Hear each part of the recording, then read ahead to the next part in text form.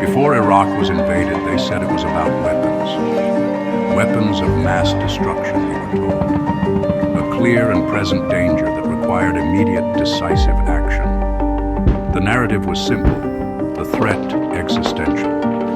We saw satellite images of supposed mobile labs and heard chilling testimony of imminent attacks. The justification was built on a foundation of fear, repeated across every news channel until it felt like an undeniable truth. American and coalition forces are in the early stages of military operations to disarm Iraq, to free its people, and to defend the world from grave danger.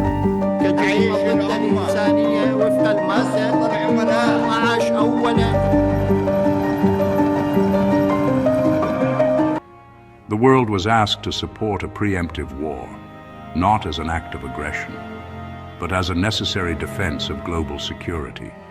The alternative, they warned, was a mushroom cloud over a western city. Before Libya was destroyed, they said it was about protection, a responsibility to protect. The story was of a brutal dictator on the verge of massacring his own people in Benghazi. The world had to intervene to prevent a genocide. It was framed as a humanitarian mission, a noble cause to shield innocent lives from tyranny. We saw images of rebels celebrating as airstrikes hit government targets. Unidentified warplanes have been reported flying over the Libyan capital, Tripoli. Many residents said explosions could be heard. Security in the city has worsened after more than a month of violence, despite repeated international appeals for an immediate ceasefire. Fighting between heavily armed groups has prompted the United Nations and many Western embassies to evacuate their diplomatic staff.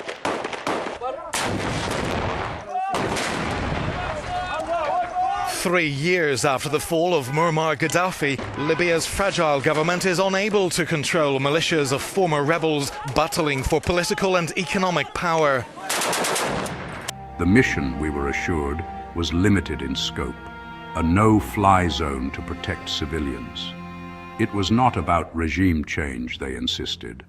It was about preventing a bloodbath. Before Afghanistan was occupied, they said it was about terror. After the towers fell, the enemy was clear. Al-Qaeda.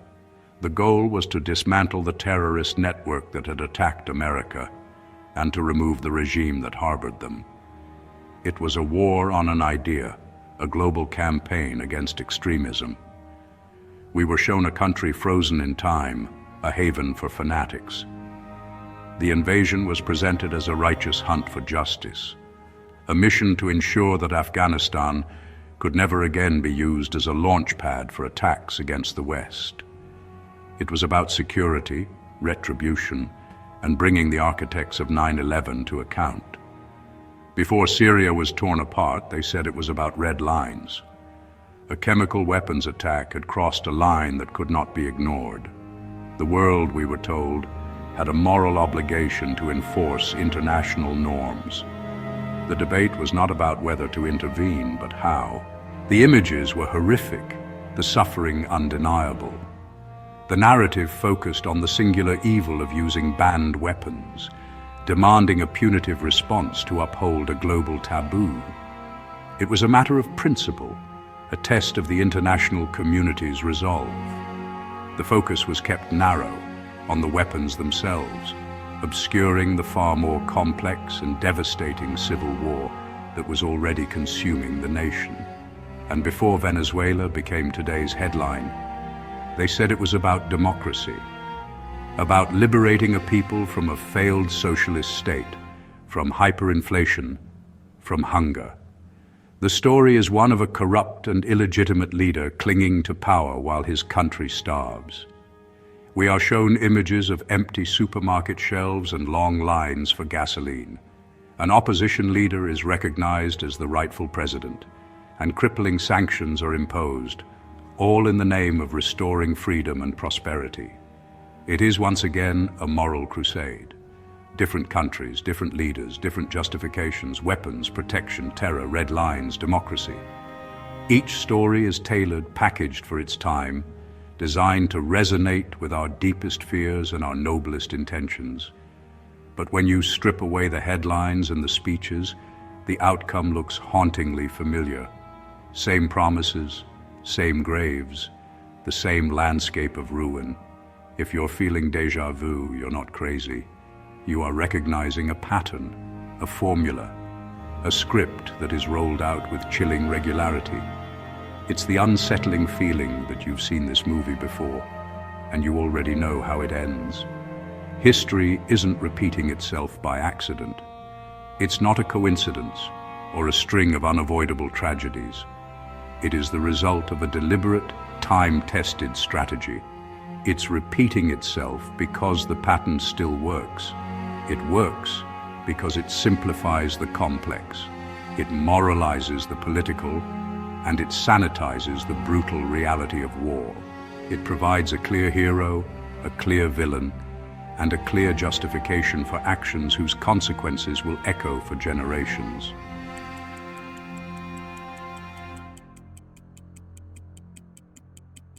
This is not a video defending dictators, let that be clear. The world is filled with corrupt and brutal leaders who oppress their own people. This is not an apology for their crimes or an attempt to absolve them of their cruelty.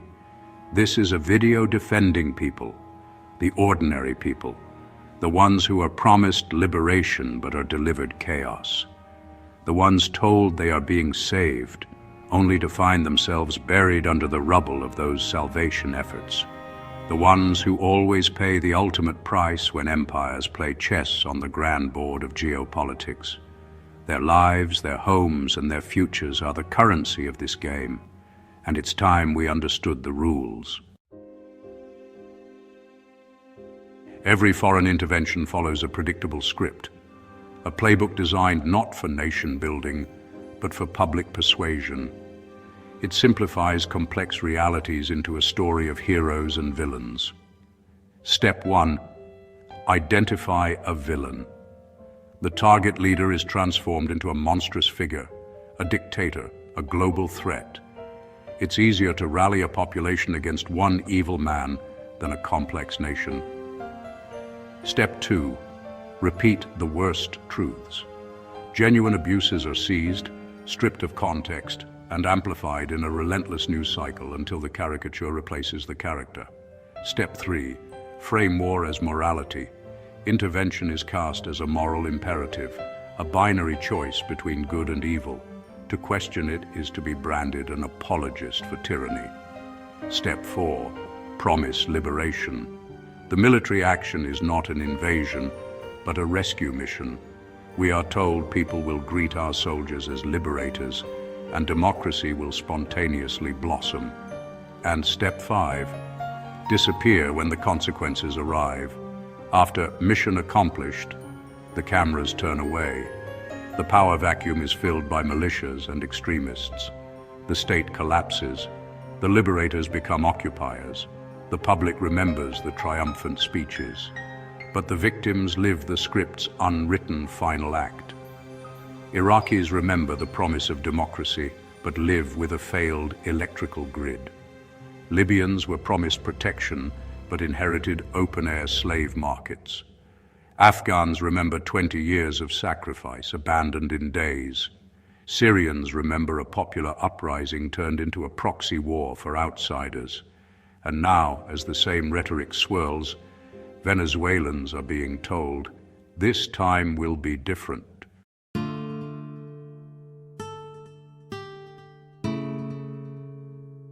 Let's be honest, many of these governments are brutal. Corruption is real, repression is real, abuse is real.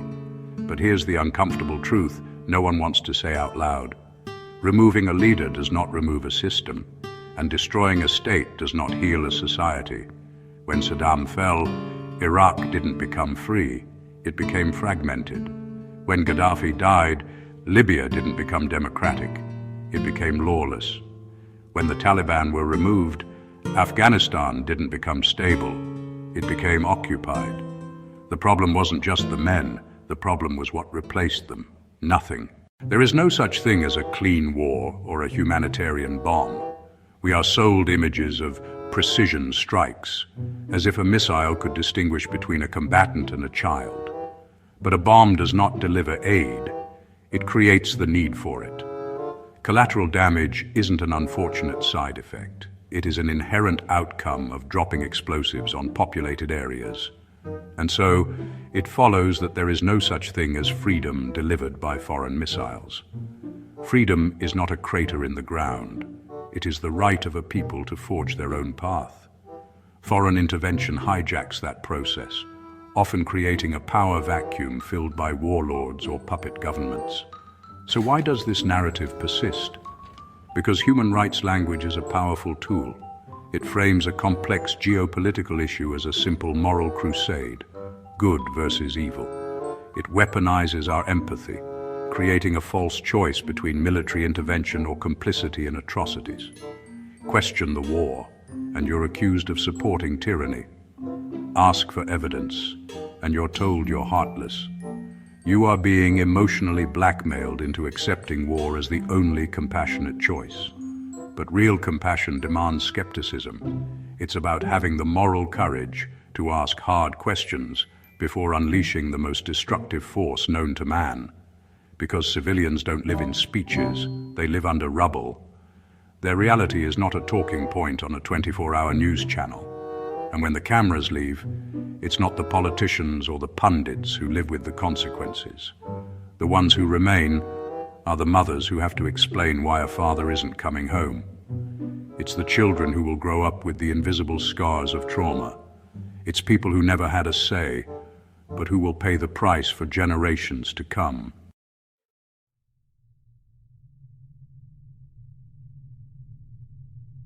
Venezuela is being framed as a collapsing state that needs saving. Sanctions starve the economy. Political pressure isolates the country. Internal unrest grows. Then comes the narrative. The people are suffering. We must act. But sanctions don't hurt leaders first. They hurt workers. They hurt families. They hurt hospitals. And when suffering reaches a boiling point, intervention suddenly looks like mercy. This is not new. This is engineered desperation.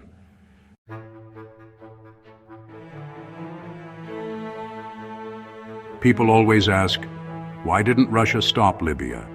Why didn't China save Iraq? Why don't they step in directly now? Because global powers don't fight for morality. They fight for advantage. Russia and China learned something crucial. Let the US bear the blame. Let it absorb the cost.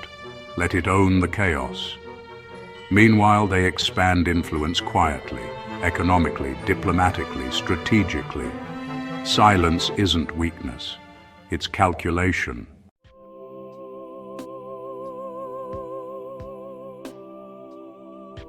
After every intervention, one group never wins. Ordinary people. Refugees don't care who controls oil. Children don't care who wins elections imposed from outside. They care about food, safety, stability. And stability is the first casualty of regime change wars, not dictators, not generals, civilians.